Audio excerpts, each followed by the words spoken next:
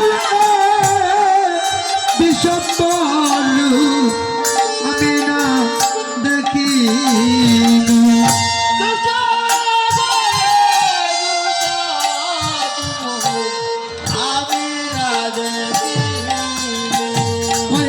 সচি বলে বিশ্বম্বর রূপ আমি না দেখি অবসতি বলে আমি না রাধে রাধে গৌর ভক্তগণ মহাজন পদে ভাবে দিয়েছিলেন আমার মা নন্দ রানী সেই গোপাল যে নৃত্য করছেন তা আড়াল থেকে লুকিয়ে লুকিয়ে গোপালের নৃত্য দেখছিলেন আর মা মনে মনে ভাবছেন যে গোপাল এত সুন্দর করে নৃত্য করছে। রাধে রাধে হরে কৃষ্ণ গৌর ভক্তগণ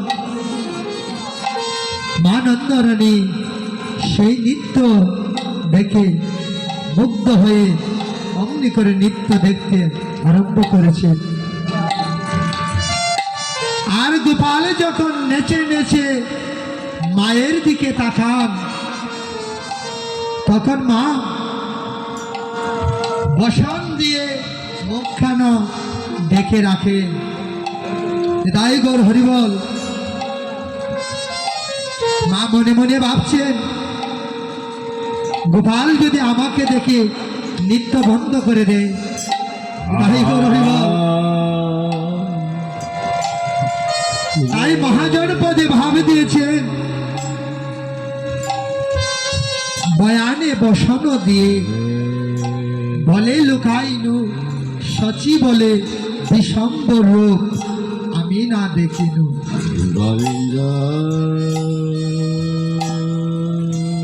প্রাণপ্রিয় গৌর ভক্তগণ বয়ান শব্দের অর্থ হলো আমাদের যে মুখ সেই মুখমণ্ডল নামে দিয়েছেন পদকর্তা বয়ান। বসন হচ্ছে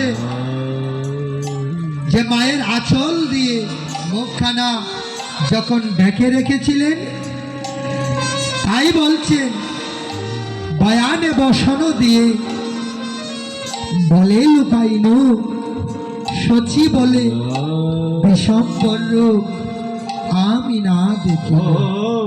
তাই গৌর হরিবল গোবিন্দ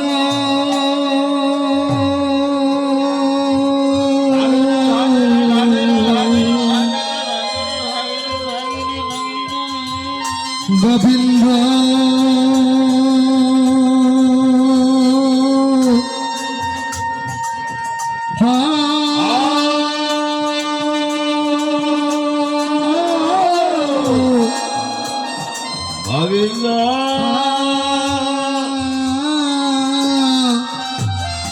গোবিন্দ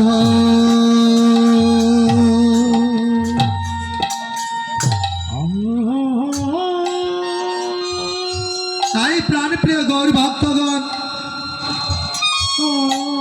মহাজন পদে ভাবে দিয়েছিলেন